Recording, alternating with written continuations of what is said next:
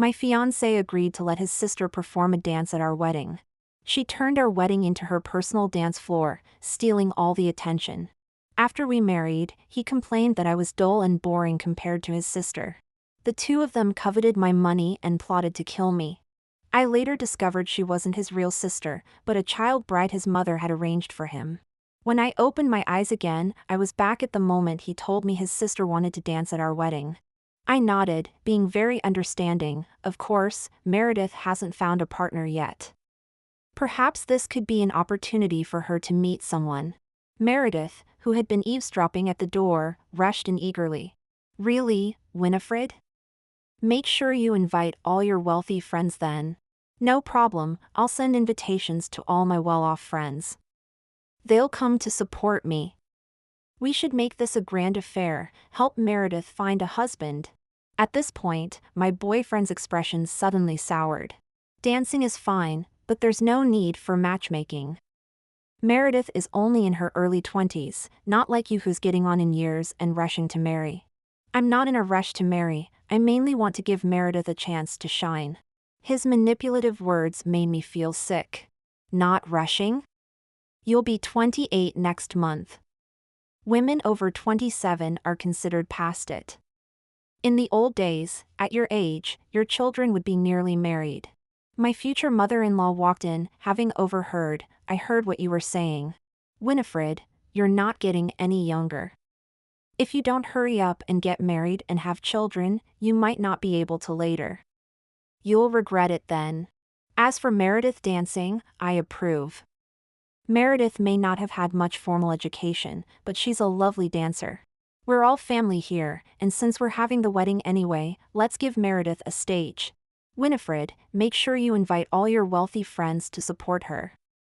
Our Meredith could be star material, you never know what opportunities might arise. They urged my boyfriend and me to start planning the wedding immediately, aiming to tie the knot by the end of next month. Early the next morning, I was woken up by my mother-in-law to have breakfast. I looked at the porridge made from leftover rice from 2 meals ago, then glanced at her son's freshly made noodles. The noodles were topped with plenty of meat strips and the Cumberland sausage I had bought, while my plain porridge had no meat at all. Mrs. Crest, I don't like porridge for breakfast. Barnaby loves noodles, you should have the porridge. You're his wife, you should be more considerate and leave the good food for your husband. I ignored her words and directly took the bowl of noodles in front of me, eating it with big mouthfuls. Hey, how can you be like this? You have no manners at all. Barnaby works so hard every day, he needs to eat more meat. Are you really that greedy? Have you never eaten meat before? You just grabbed it and started eating. Hardworking? I'm the one supporting him while he sleeps all day at home and flirts with his sister. How is that hard work? Mrs. Crest, I just wanted to eat the Cumberland sausage I bought. Can't I eat what I purchased myself? I remember buying quite a lot, where's the rest? My mother-in-law's face darkened, it's all gone. I thought she just didn't want to give me any, but when I opened the fridge, I found there was none left at all. It turned out that last night Barnaby and his sister got hungry and cooked noodles, eating all the sausages I bought in the process. A 30-pound pack of sausages, and the two of them ate it all in one meal? Realizing that what was in my bowl might be the last piece left from their midnight snack, I quickly ran to the bathroom to throw up what I had eaten. Barnaby! Barnaby, come look at your wife. What does this mean? My mother-in-law ran to Barnaby's room, knocking on the door and making a fuss. Barnaby opened the door wearing only shorts, his eyes still sleepy. Mum, why are you making such a racket so early? We need to rest a bit more before going to see the wedding planner. On his bed lay Dulcie, his sister, and my sister-in-law. Dulcie was wearing a black lace nightgown, hugging Barnaby's duvet and sleeping soundly. Seeing this scene, I walked over, but my mother-in-law suddenly closed the door, trying to cover it up. How ill-mannered! They're not up yet, don't disturb them. You woke me up to eat leftovers when I wasn't up, but your son can keep sleeping when he's not up? Barnaby, it's already 8 o'clock. We have an appointment at 9 to choose the wedding venue with the planner. Brother, she's so annoying. It's only 8. What's all the fuss about? Dulcie's muffled voice came from inside the room. It's all right, Dulcie dear, just ignore her. Barnaby opened the door and shouted at me, get lost. Don't disturb Dulcie's sleep. I blocked the door and peeked inside. There was a nauseating smell of elderflower in the room. Clothes were strewn all over the floor, including Dulcie's underwear. Dulcie in the bed was probably not wearing any underwear. Barnaby, you and Dulcie are both adults now. It's not appropriate for you to sleep in the same room, is it? My mother-in-law pulled me away. They've been sleeping together since they were children. You're an outsider, don't meddle in their affairs. I'm Barnaby's fiancé, and now I've become an outsider? Fine, I wish you good luck then. This is the house I bought. Since Barnaby and I decided to get married, his whole family moved here from the countryside to eat my food and use my things. Now I've become an outsider. Interesting. But they probably don't know that the door lock in this room is an electronic smart lock. The electronic camera on the lock can record video and audio inside and outside the room in real time. I couldn't possibly not know about the illicit acts the two of them were doing in the room. Well, I won't bother you then. I didn't sleep well last night either, so I'm going back to bed. I returned to my own room, turned around and locked the door, put on earplugs, and went to sleep. No matter how much my mother-in-law called for me to get up and do chores, I pretended not to hear. In the afternoon, I heard some commotion outside. Barnaby and Dulcie had gone out to contact the wedding planner. They said they didn't want me to know and that I didn't need to be involved. Fine, fine, fine. Then turn our wedding into your sibling wedding. In my previous life, I only found out after I died that Dulcie wasn't Barnaby's real sister. The whole family had been lying to me, saying she was his biological sister to make me let my guard down. All my suspicions were turned into jealousy in their words. Later, when the two of them got together and had a child, it couldn't be hidden anymore, so they killed me, intending to claim my life insurance. In this life, I won't be so soft-hearted. In the evening, Barnaby sent me several WhatsApp messages. It was about the wedding venue he and his sister Dulcie had chosen. The hotel in the picture looked luxurious and obviously not cheap. £500 per table, £10,000 for the venue per day, £2,000 for the officiant per day. After sending this, he sent me an emoji of a hand asking for money. At the same time, Dulcie updated her Facebook status. My brother's wedding, very luxurious. Comment 1 if you want to come, I'll bring you to eat and take things. The banquet will have food you usually can't afford. There will be big abalone, Antarctic krill, and Australian lobster to eat as much as you want. Entrance fee £66 per person. So I'm paying for the wedding, and she's making money from ticket sales? This venue is too small, I'm afraid it won't fit everyone. Let's look at some others. Are there any more options? Barnaby replied immediately, Dulcie and I looked all afternoon, this one is the most suitable. We've already booked it, so it's settled. You've already booked it, why are you even asking for my opinion? Whose wedding is this anyway? I don't like this one, it's too small. There won't be enough seats for all my friends. I deliberately mentioned my wealthy friends. After a while, Dulcie deleted her Facebook post, and Barnaby sent, all right, let's look again and choose a bigger one. In the evening at dinner time, Dulcie and Barnaby came back with bags full of clothes and food, which they quickly took to their room. When my mother-in-law called them for dinner, they said they had already eaten and didn't come out. Young people these days, they don't know how to be frugal at all. Always eating out, and they don't even think to bring something back for their mom.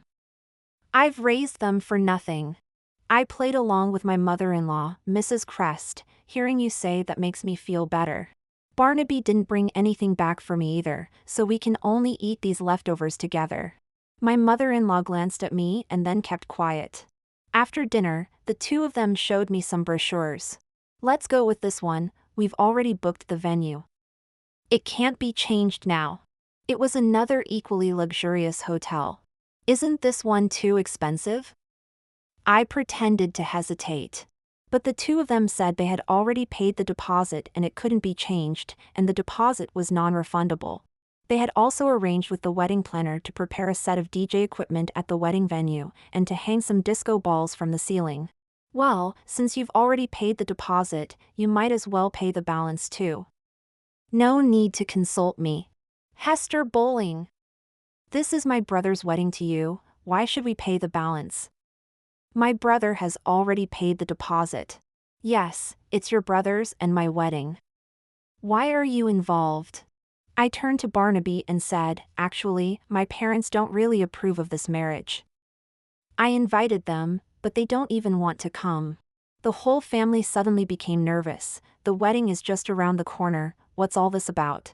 It's not making trouble, Uncle. To be honest, my dad thinks the Crest family is a bit stingy, not willing to spend money on the wedding for me. So he's very hesitant. And you've been living in my house for over half a year now.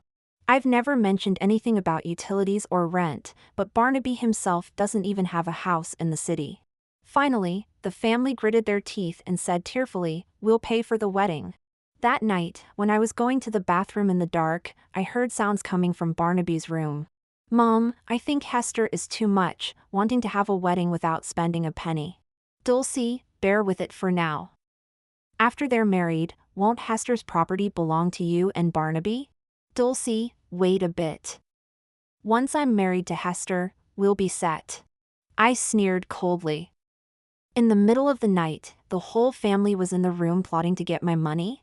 Fine, let's see who has the last laugh this time. I looked down and saw a pregnancy test stick wrapped in toilet paper in the bathroom trash can. The bright red double lines indicated that someone in the house was pregnant. Barnaby's mom was nearly 60, so it couldn't possibly be her having a child in her old age. That could only mean it was Dulcie. Indeed, they were set. After selecting the wedding venue, they busied themselves with sending out invitations. I took a stack of invitations, lying to them that I had already sent them to all my friends, and about 100 people would likely attend. Cecily Crest sent invitations to everyone in the village, boasting about how her son had found such a wealthy girlfriend with 9-figure liquid assets and over a dozen properties in the city center. She also claimed that the girlfriend was utterly devoted to Barnaby Crest and wouldn't marry anyone else. It's because my Barnaby is such a catch. Girls have been chasing after him since he was little. My daughter-in-law, well, she's not getting any younger. No one else would have her now except Barnaby. She's lazy too, can't do any housework. What will happen when they have children? I suppose I'll have to look after them as their grandmother. The villagers envied her, even asking if I had any other unmarried friends to introduce to them. She can't really think I'm that stupid, can she? I told her that many friends would be invited to the wedding, and all the villagers should come, as everyone would have a chance to meet them. Didn't I tell you not to invite your Uncle Aubrey? They're as poor as church mice. Their son's half dead from that car accident, always trying to sponge off us. Dulcie's angry voice came from the bedroom. I've already sent out the invitations. You should have said something earlier. Barnaby replied. Just take it back then. Tell him it was sent by mistake. I heard him calling Mum the other day, asking to borrow money. He never pays back what he borrows. But you didn't agree to Mum lending them money, did you? After saying this, Barnaby tossed his mobile aside and beckoned Dulcie to come over, giving her a kiss to calm her down. I happened to be standing at the door, witnessing the two of them kissing passionately. I had a row with Barnaby. My mother-in-law said I was being too petty. They're just siblings, what could possibly happen between them? Yes, I'd like to know what else could happen too. Later that night, a friend sent me a link to an online video. The account was called, Kissing Kissing Kissing Siblings. It was full of videos that Barnaby and Dulcie had uploaded over the past 3 months, with a following of nearly 10,000. The latest one was updated right after my argument with Barnaby.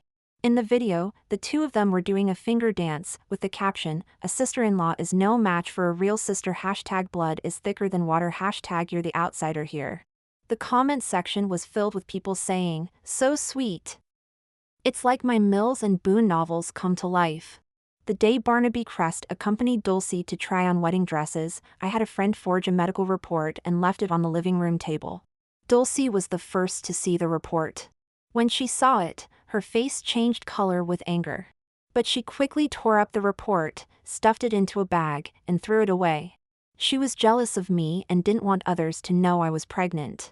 In the evening, Dulcie came back with lots of prawns and rhubarb, saying she wanted to improve our meals. At the dinner table, she kept peeling prawns for me, saying, "Sister-in-law, eat more." I only had 2 bites before I stopped eating. Dulcie asked if I wasn't feeling well, and I nodded, then ran to the bathroom and started retching. Barnaby put all the prawns into Dulcie's bowl. How disappointing. "Let's continue eating." I told them my stomach hadn't been feeling well lately and I'd been retching often. They looked at me with disgust. "Sick people can't eat with us healthy ones, it's contagious." Mother-in-law put some vegetables in my bowl and, without a word, took my bowl to my room, not allowing me to eat at the table anymore. After dinner, Dulcie thoughtfully made some rhubarb cordial and brought it to me. "Sister-in-law, I heard rhubarb water helps with appetite, drink more of it." I took a sip and frowned, "This doesn't taste good. I only drink rhubarb cordial from Bowling Manor, that tastes much better. You should try it sometime." The next day, Dulcie went to Bowling Manor and brought back a bottle of rhubarb cordial. She watched eagerly as I drank it. I said it was good, so she went to buy more the following day. For the next week, Dulcie tirelessly bought me rhubarb cordial and peeled prawns for me every day. At night, she even prepared rosemary-infused water for me to soak my feet. Prawns and rhubarb can cause miscarriage, but unfortunately for her, it didn't work. When I was in a good mood, I'd play along and tell her my stomach hurt. When I wasn't, I'd eat and then snap at her to leave me alone. Mother-in-law finally couldn't sit still anymore. "She's not even married into our family yet, why is she eating so well? She'll get too fat to fit into her wedding dress." "Mrs. Thorne, Dulcie tried on the wedding dress for me. She's bigger than me, and if she could fit, I should be fine." I didn't go to try on the wedding dress that day, but Dulcie was very eager to try it on. It seemed less like my wedding to Barnaby and more like Dulcie's wedding to him. "Mom, it's fine. Sister-in-law hasn't joined the family yet, and she's not feeling well recently. I should take care of her. Our Dulcie is so thoughtful." Barnaby pulled her into his arms. "You don't need to work so hard in the future. You're young, after you're married, let your sister-in-law serve you." Over the past 2 weeks, I hadn't gained weight, but Dulcie's belly seemed to have changed. The private detective agency has sent me an update. It seems they've uncovered information about Dulcie Crest's background. The investigators found the village where the Crest family lived for generations. After inquiring around, they discovered that almost all the older neighbors knew Dulcie was brought into the family through an arranged marriage. Dulcie was brought to the Crest household as a child bride when she was just a few years old. Later, when Barnaby Crest became involved with me and moved to the city, he changed the story and claimed she was his sister. Since they shared the same surname and the whole family stuck to the same story, coupled with the fact that they had few acquaintances in the city. I never suspected anything before. Let me tell you, that Crest lad's got all the luck, finding a rich girl to marry. Though I feel sorry for the lass, she's probably still in the dark about it all. One villager gossiped, their nosy nature on full display. The locals seemed both envious and resentful of the Crest family's fortune. That child bride never had a proper education. She was even pregnant in her early teens, likely by the Crest boy. Don't know why, but she lost the baby. The whole village knew about it at the time. It appears the two of them had been involved from a very young age. I thanked the investigators and was about to leave when I overheard someone cursing the Crest family. The Crests are nothing but ungrateful wretches.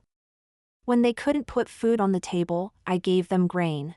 Now that my family's in trouble, they turn a blind eye and won't even mention the money they owe me. An elderly, frail man emerged, leaning on a walking stick. I learned from the villagers that this was Barnaby's uncle Aubrey. Barnaby had sent wedding invitations to everyone in the village except for this relative. Uncle Aubrey's only son had been in a car accident while working in the city and was in the ICU. When they asked Barnaby for help, he refused to give a penny, and Dulcie told them to sod off.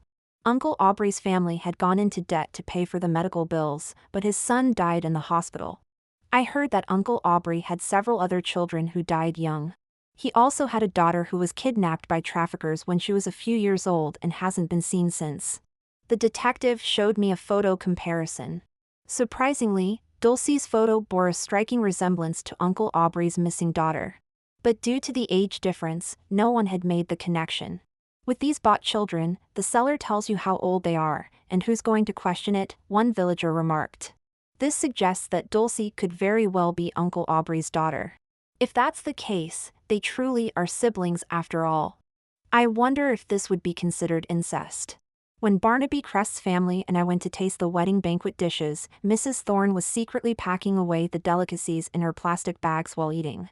"I've seen enough. Everything's fine," she exclaimed. Meanwhile, Dulcie Crest took 2 bites and suddenly started retching. Barnaby asked concernedly, "What's wrong, Dulcie?"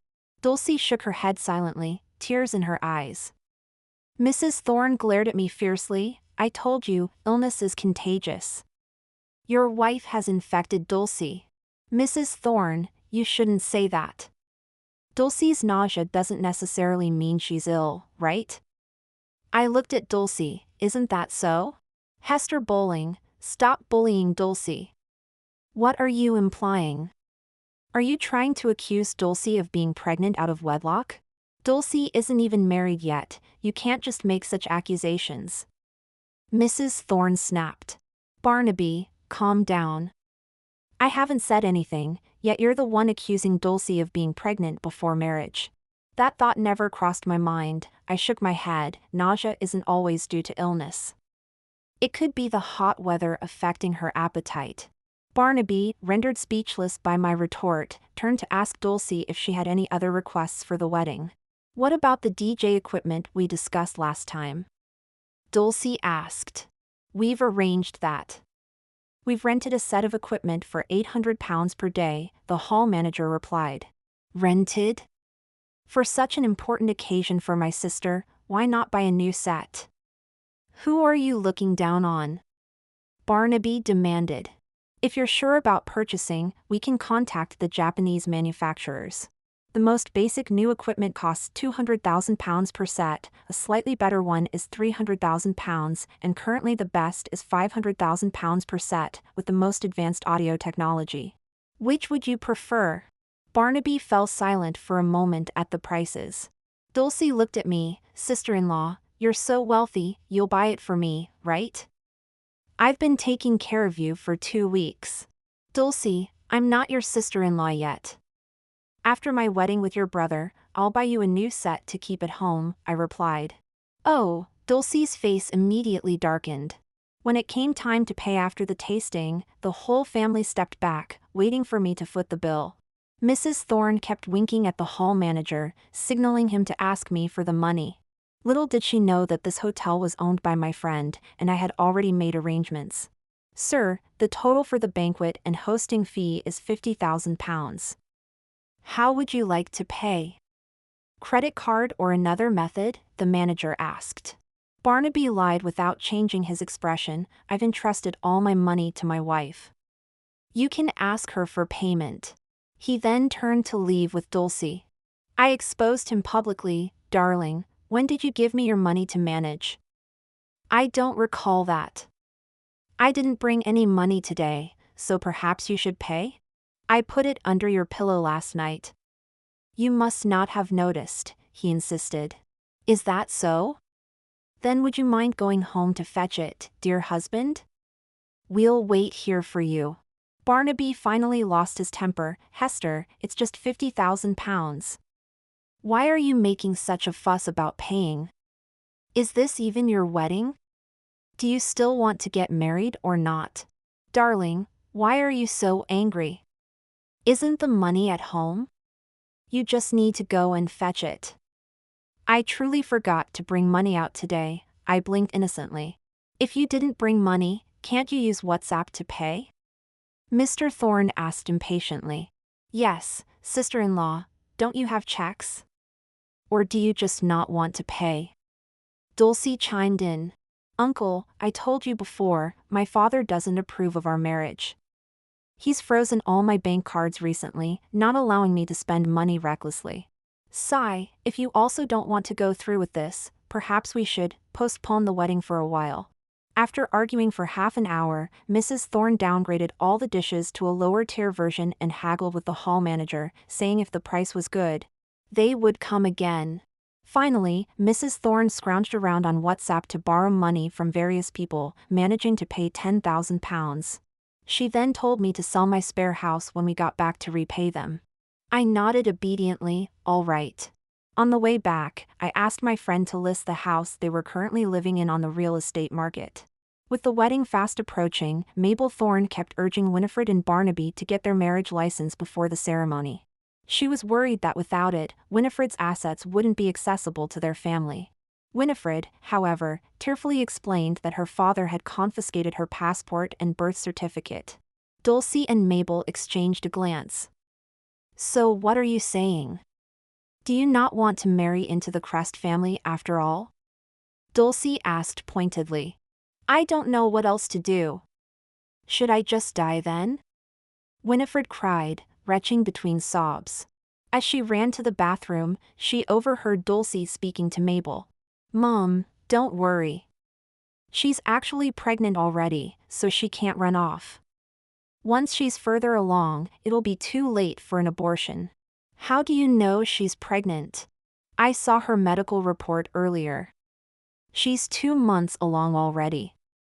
Trust me, it's all under control. Winifred wasn't sure if she was 2 months pregnant, but Dulcie's increasing appetite and swollen figure certainly made it seem like she might be.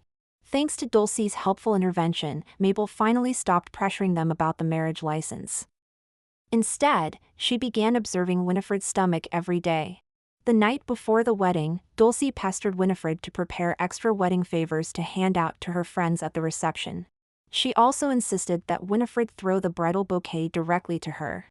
Winifred thought to herself, don't worry, I won't need to throw the bouquet to you. You can just have it outright. On the morning of the wedding day, the university students I hired to attend the reception arrived early. I paid them in advance of £50 each, with the promise of another £50 after the wedding ceremony was over. Some wore suits, while others donned knockoff designer clothes. At a glance, they could easily be mistaken for my wealthy friends. Dulcie Crest, eager to make some money and promote herself at the wedding, started a live stream on her video account. Brothers Wedding #marryinghappiness #luxurious #wealthy. She had even posted a teaser video earlier, announcing that she would be performing at the wedding and urging everyone not to miss it. I sat in the waiting room, donning my white wedding dress and having my makeup done. Meanwhile, Barnaby Crest went to Dulcie's dressing room to check on her and ask if she was nervous. After a long while, and several reminders from the host, Barnaby finally emerged from Dulcie's dressing room, looking disheveled, just in time to watch Dulcie take the stage. Today is my brother's wedding, and as his sister, I'm naturally very excited. So, I'd like to showcase my talents for everyone. Before she could finish, the university students I hired began to heckle. It's someone else's wedding, why are you singing and dancing? Your brother's wedding, what does your excitement have to do with your performance? Get off the stage! One might think you're marrying your brother. The villagers invited by the Crest family also began to gossip, informing my guests. You don't know, do you? She was originally meant to be in an arranged marriage with that Crest boy. Dulcie began to panic. She quickly signaled the lighting technician to dim the lights and started her noisy performance, attempting to drown out the chatter with the clamor. Meanwhile, I sat calmly in the VIP room, watching Dulcie's live stream. The viewers in the stream began to flood the comments. Is she mad? Turning a lovely wedding into a rave. So tacky, she's lost all dignity just to grab attention. Her dancing isn't enough, she should strip for real entertainment. Dulcie's performance, oblivious to others' discomfort, blasted everyone with noise for a full half hour. Finally, amidst the jeers of the crowd, she reluctantly left the stage. At this point, I noticed someone approach Cecily Crest and whisper something, after which Cecily disappeared into the crowd, looking flustered. Yes, they had discovered I was missing. And the parents I had hired were long gone as well. Everyone, please remain calm. The bride is still getting ready backstage. She's quite emotional and her makeup got smudged from crying. She's just touching it up now, announced the wedding planner. The guests, however, were growing restless in their seats. We haven't seen the bride all day, just the groom's sister singing and dancing about. Has the bride gotten cold feet? One guest whispered. Emotional and crying? More like they've upset her, another guest muttered. 10 minutes later, Barnaby Crest entered through the back door, arm in arm with someone. The wedding march began to play in the grand hall. This was all as we had planned beforehand. Except I, the real bride, was sitting in the VIP room. So who was that bride up on stage? Some viewers of the live stream had already spotted the inconsistency. Look closely! This bride has a tattoo on her left arm, identical to the sisters. Why is the bride wearing a mask? Could it actually be the sister? Oh my god, is that even legal? Aren't they siblings? As Barnaby and the bride stood on stage, Cecily Crest finally returned to the venue, looking visibly relieved. The whole family seemed on edge. Meanwhile, my phone was switched off. I had told Barnaby that I had terrible stomach pains and was stuck in the loo, unable to come out anytime soon. So Barnaby had asked Dulcie to stand in for me. It provided them with the perfect opportunity. After the couple exchanged their vows, the crowd began to chant for the newlyweds to kiss. Why is the bride wearing a mask? Come on, give us a proper snog. Exactly. Who wears a mask at their own wedding? It's bad luck. Barnaby stepped forward to explain, Hester is just very nervous. She cried earlier and ruined her makeup. There wasn't time to redo it properly, so she's wearing the mask to avoid embarrassment on such an important day. We hope you understand. Is that so? Funny how this bride has the exact same figure as the girl who was performing earlier. Did you marry twins, mate? Someone in the crowd called out. As the heckling continued, Cecily stood up, unable to contain her emotions any longer. What an ill-mannered bunch. If you don't stop this nonsense, you'll all be thrown out. Oi, we're just here for a bit of fun and to share in the joy. Why so angry? Throw us out? We'll leave right now. The bride invited us herself. Is this how the Crest family treats guests? No manners at all. Hearing that I had invited them, the fake bride quickly grabbed Cecily's arm. It's all right, Mum. These are my friends. At least your daughter-in-law has some sense. She's quick to call you Mum, isn't she? Just then, a video suddenly appeared on the large screen at the wedding venue. It showed Barnaby going to find Dulcie in the dressing room earlier. In the video, Barnaby and Dulcie naturally began to undress each other, kissing passionately as their bodies intertwined. Barnaby, after today, you'll no longer be mine, Dulcie said breathlessly, straddling Barnaby as she cried. Barnaby seemed to be putting all his energy into her. That's not true, Dulcie. After the wedding, I'll bring you to live with us. You can come to my room at night, and we'll carry on just like before, all right? But what if your wife finds out? She's too dim to notice anything. Barnaby, be gentle. I'm pregnant. Okay. Their actions were blurred out, but the audio came through crystal clear for everyone to hear. In that moment, the wedding venue erupted into chaos. Dulcie's live stream chat also exploded. I knew these two were having an affair. Bloody hell, this isn't real incest, is it? Isn't that illegal? What on earth are they playing at? The bride on stage had already fled in panic, and someone in the crowd managed to snatch off her mask. It's Dulcie. So it really is his sister. What a beast, sleeping with his own sister. Hang on, the sister's pregnant too? This is too disgusting. Don't you know? Dulcie isn't actually Barnaby's sister. She was brought up as his future wife. They're not even on the same family register. Good Lord, we've been deceived all along. Barnaby stood on stage, his face red with anger at the unfolding disaster. I'll sue you all. Have you no respect for privacy? What rubbish! Where's Hester?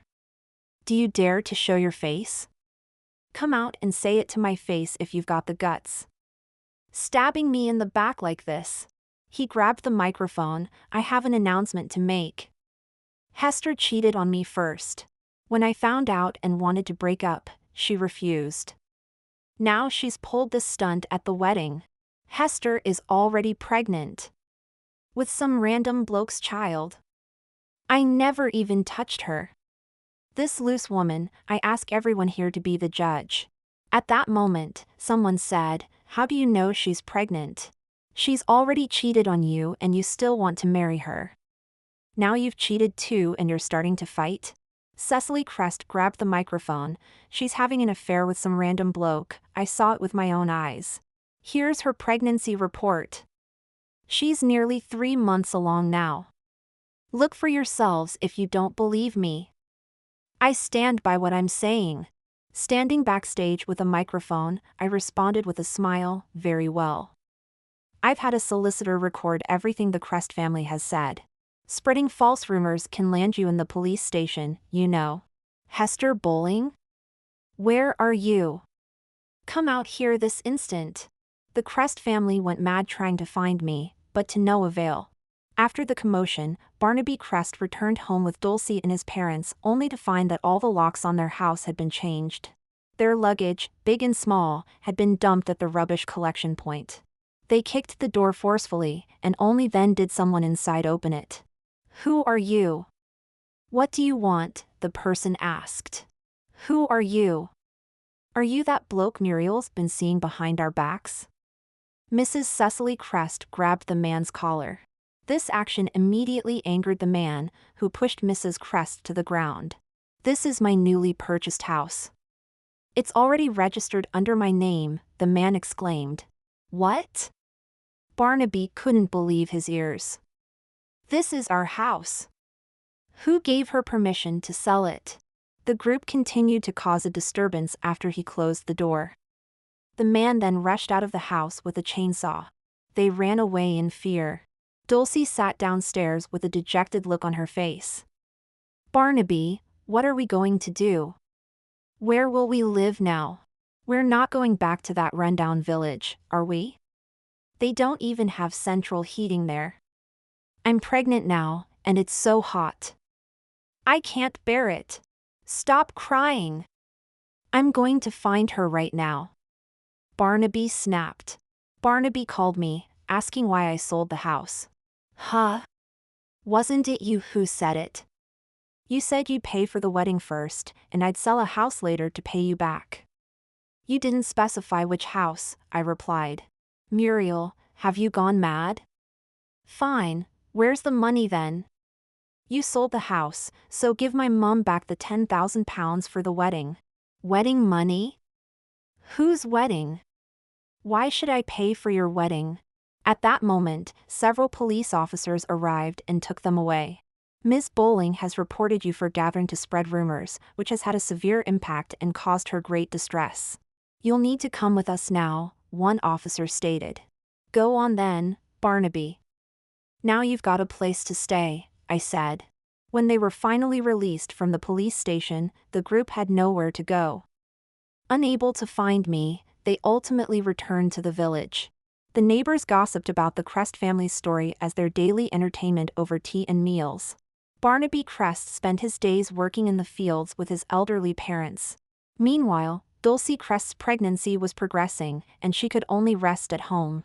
Due to the family's substantial debts, Dulcie couldn't afford prenatal checkups or hospital visits. In the end, she gave birth at home with the help of a local midwife. Complications arose, and she suffered severe bleeding, resulting in her being rushed to the Royal Kensington Hospital. They thought everything would be fine once the baby was born, but when they wanted to return home that evening, the doctor informed them that the child was mentally disabled. The doctor's tests revealed that Dulcie was actually Barnaby's cousin. The Crest family was devastated. They also discovered that the uncle they had always looked down upon was actually Dulcie's biological father. The uncle had spent over a decade searching for his daughter who had been kidnapped. Little did he know that his own flesh and blood had been sold to his relatives by the kidnappers. However, the Crest family had no intention of acknowledging this relationship, as the uncle's family was too poor. In the second year after her uncle's death, Dulcie was diagnosed with acute leukemia. She urgently needed a bone marrow transplant. The only person who could have been a match for her bone marrow was her biological brother, who had died in a car accident. Unfortunately, when the Crest family refused to lend money to her uncle's family, they allowed Dulcie's brother to die in the hospital. Now, there was no one who could save Dulcie. Even if her biological brother were alive, the Crest family wouldn't have spent so much money on Dulcie's treatment. Mrs. Crest wouldn't even allow Dulcie to go to the hospital. Before Dulcie passed away, she pushed her out into the wilderness to die, claiming it would be unlucky if she died in the house. After Dulcie's death, Barnaby used the money he had saved for a long time to travel to the city, searching for me everywhere. Mrs. Crest also tried various ways to find me, calling my phone. It was a winter's day with heavy snow falling when I walked out of the descriptive limited building, wearing an elegant black faux fur coat and holding a steaming cup of Costa coffee. Before I could get into my car, Barnaby ran up and knelt beside me. "Winifred, have you forgotten? All those years of our relationship? Relationship?